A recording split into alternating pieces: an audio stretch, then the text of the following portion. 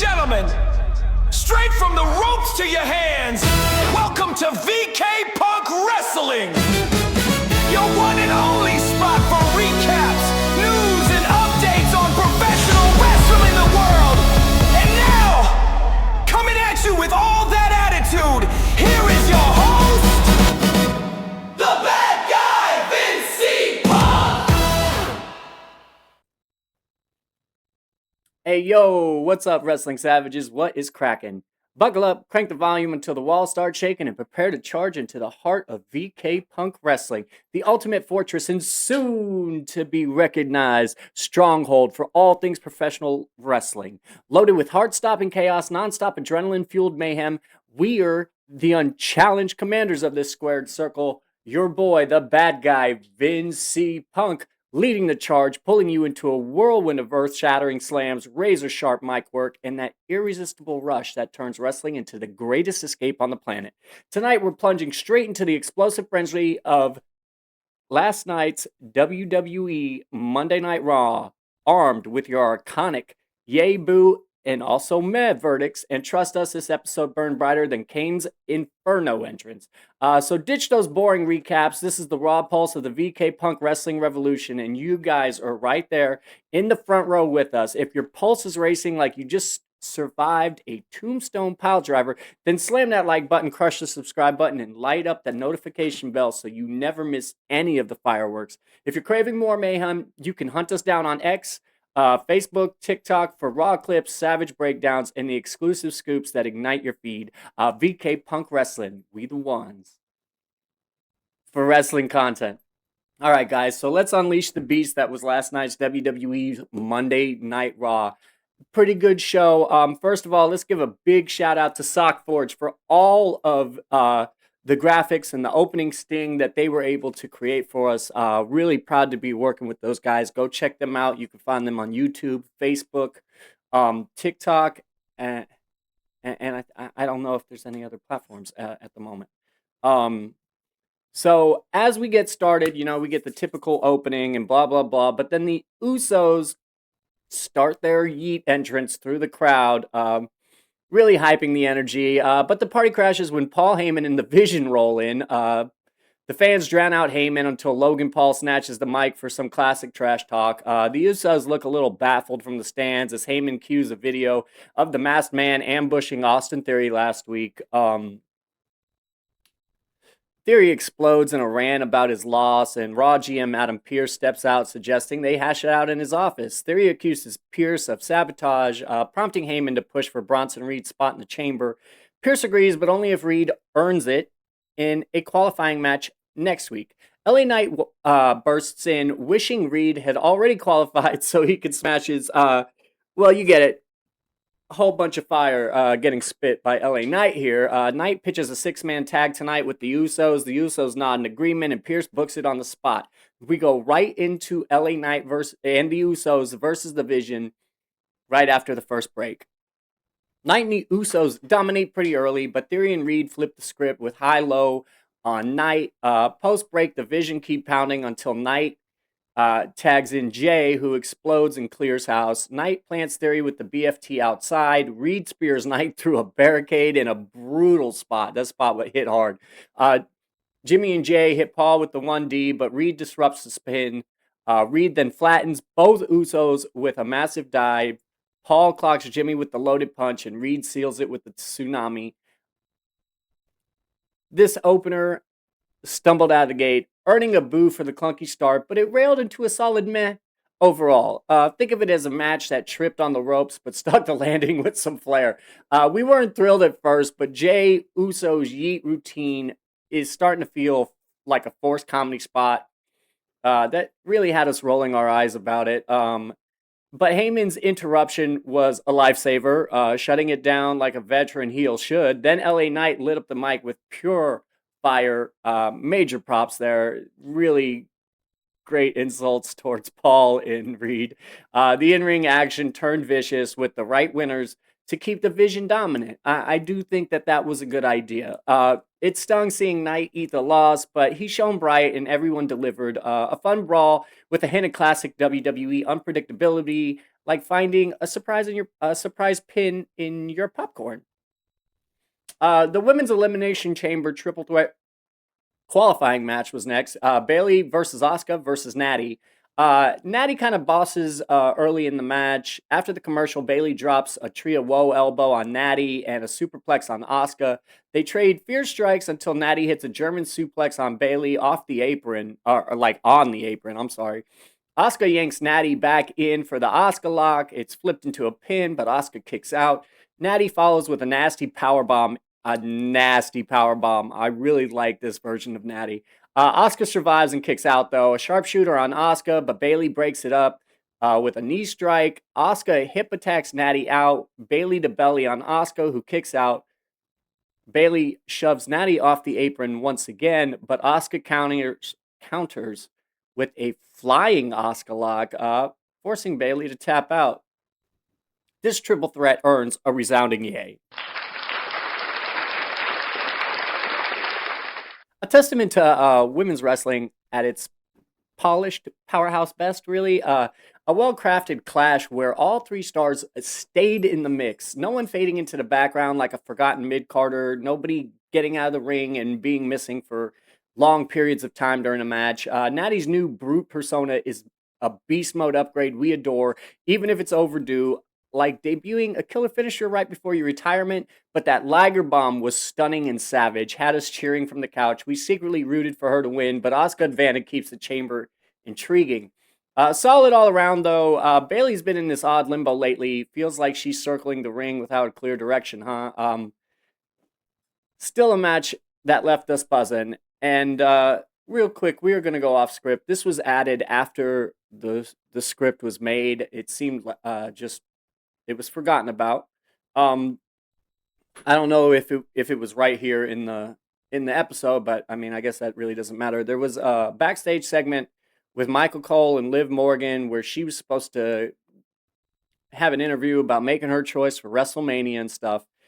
She didn't really get to it. She said she's not going to rush the decision, and she's going to take her time to think about it. And Stephanie Vacor comes in and really says some stuff in Spanish, a little beyond my purview of Spanish. So I really don't understand. I'm sure I could have looked it up. But Dominic is trying to translate to Liv.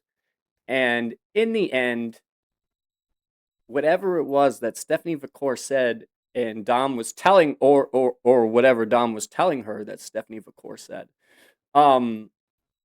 seemed to get to Liv, and she started to cry about it. So this gets a resounding boo.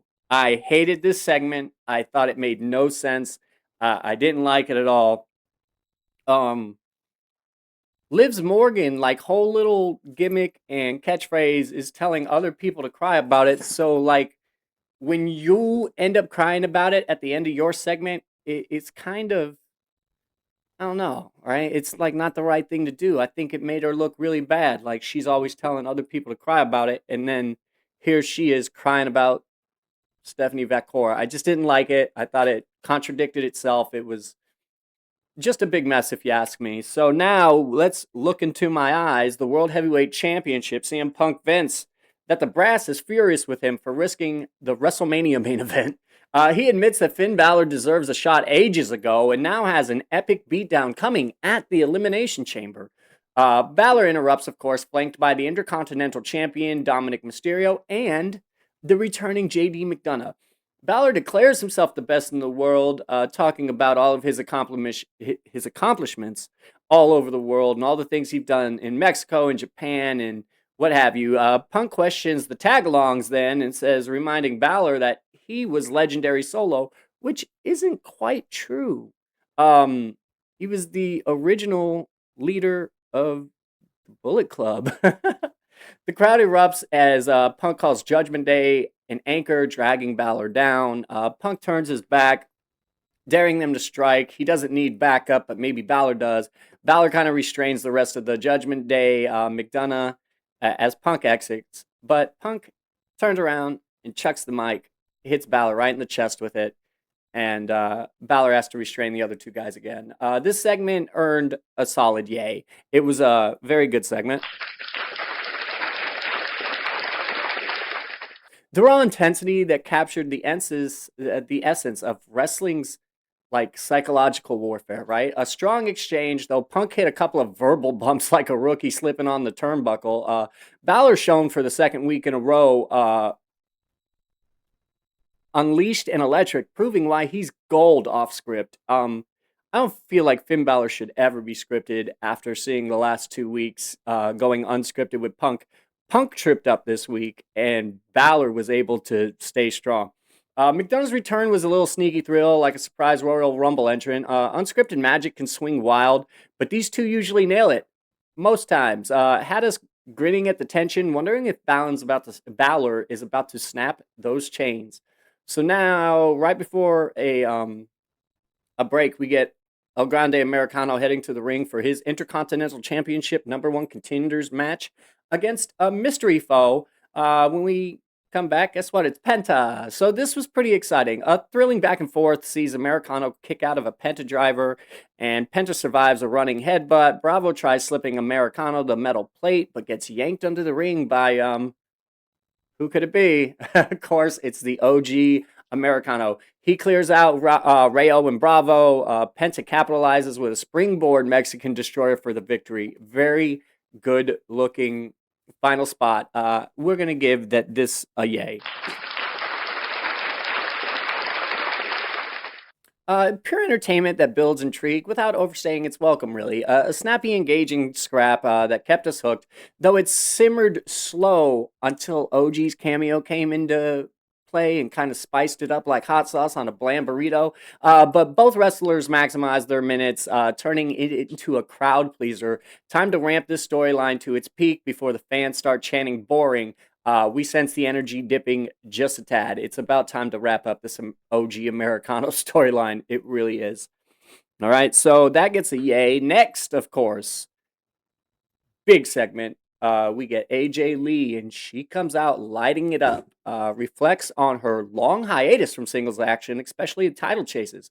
She's proud of elevating the butterfly belt into something iconic. She eyes the whole locker room, but zeroes in on Becky Lynch, of course. The fans roar as Lee teases Lynch's 10-year head start, still leaving her in the dust. Lee beckons Lynch for a special delivery. Lynch struts out, mocking this as Lee's retirement tour, not a title run. Lee pushes for a brawl now, offering a free shot. Lynch kind of enters the ring, but accuses Lee of baiting injury to dodge the chamber. Lynch refuses to scrap in Memphis and bails. So, of course, just based on the two people in the match, this is going to get a resounding yay. No apologies for that if you guys don't like it. This is kind of peak wrestling drama. Becky and AJ are electric together. A duo that commands the screen like a tag team legends. We'd forgotten just how lethal AJ is on the mic, to be honest with you. But she has been slaying it since her return. Their chemistry sparks like a steel chair shot. The storyline is deliciously twisted. Who's the real unhinged one here? Or are they both delightfully deranged? I mean, who's like, it's a lot to decipher. Watching Becky unravel week by week is a guilty pleasure, though she dialed up the drama an extra notch too high here. She really seemed like she overacted just a bit in this segment, but AJ has been surgical and impeccable since her comeback. Flawless execution. Really has us hooked, and maybe now we remember why we liked her so much when we were younger, because she is just good.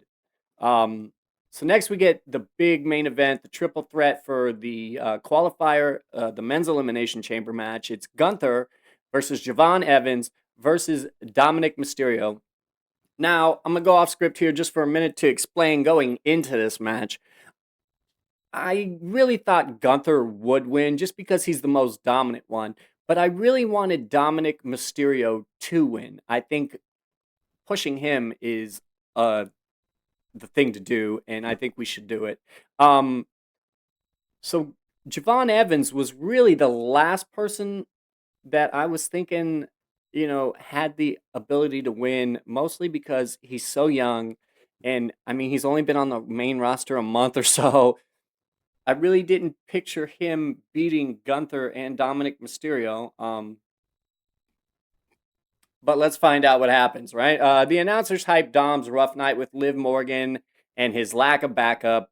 Dom dodges early, letting Gunther corner Evans. Then Dom helps him with chops. He tries chopping Gunther, who no sells and just dismantles him. Evans dives onto Gunther outside. During the break, Dom stashes the ring bell hammer on the steps. Evan attempts an OG cutter. Gunther counters into a sleeper. Dom breaks it with a frog splash. Dom sets for a 619, but Gunther drops him. Dom grabs the hammer, but Gunther sleeper holds him over the top rope. Evans adds his own sleeper on Gunther, but Gunther suplexes free of it, knocks Dom off, and snags the hammer. Dragon Lee, however, makes a little cameo and ambushes Gunther with the ring bell from the barricade, kind of putting Gunther out of the match. Dom hits Evans with a 619, but Evans dodges the frog splash and nails a really good looking OG cutter for the pin. This triple threat lands in meh territory. Not that it wasn't exciting. It's solid effort with flashes of brilliance, but the outcome left us pondering. I mean, what could have been? An entertaining ride. It kept us on edge, but Evans keeps impressing. Flipping our skepticism about him specifically, like a Hurricane Rana, we weren't fans at first, but his flair is infectious. Gunther was an unstoppable monster, with Evans clearly able to neutralize him in burst, while Dom's attempts on Gunther were hilariously futile, like bringing a slingshot to a tank fight. That wild dive from Evans into the bell area, Gunther stayed beastly until Dragon Lee's interference, of course, and Dom just dommed it up all over the place masterfully. He is a gem in the ring, and that's what I mean. If you guys don't like him and don't think he deserves a big push, we really lean towards Dom win for that veteran polish, especially when a potential title shot is looming. But Evans' rookie upset was a bold swerve, shocking and early in his run. It dinged our score a bit. Feels like Dom earned it more, and this kid just came up and won. I feel like the chamber match just would have been better with Dom, even if he didn't win it.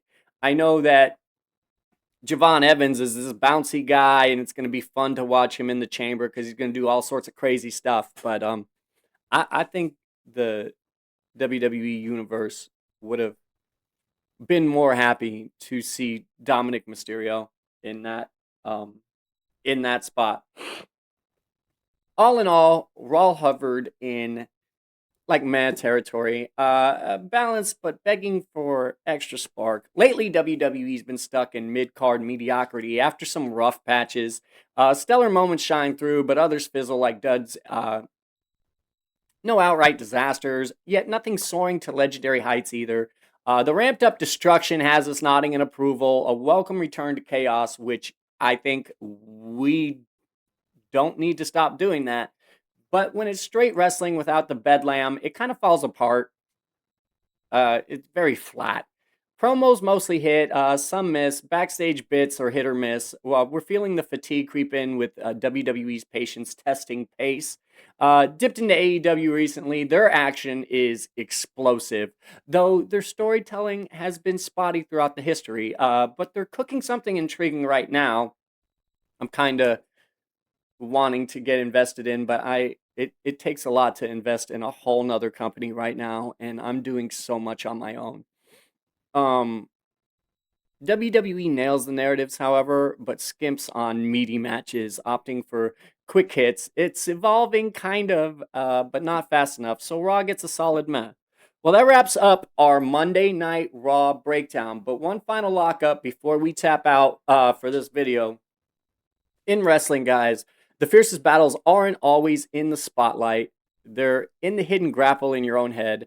From Big E opening up on Raw, CM Punk guarding his sanity like a title belt, and the industry igniting real convos on mental wellness, the message rings out. Even the toughest superstars need a tag team partner sometimes. In life, it sometimes it gets you into submission hole with no ropes in sight. Do not go solo. Tag in a friend, call a hotline, or remember that the VK Punk Wrestling crew is in your corner. Stepping up for help when you need is the ultimate finisher and real strength. If you ever need us here at VK Punk Wrestling, we've got your six, guys. So now let's tag out strong. Unleash your wildest Raw and SmackDown forecast. Dream WrestleMania cards or hottest takes in the comments. Make it louder than a crowd chanting, "This is awesome." Pound that subscribe button if you're all in with the squad. Tag your crew to share it around and grow the VK Punk Wrestling Legion, and connect on TikTok and Facebook and YouTube for Uncut Vibes. We're VK Punk Wrestling. We run the bingo. We're going to the moon, and we're the ones for wrestling content. Stay unbreakable, guys. Stay charged. Chin up, tits out, and deuces, ooses. Catch you next time in the arena.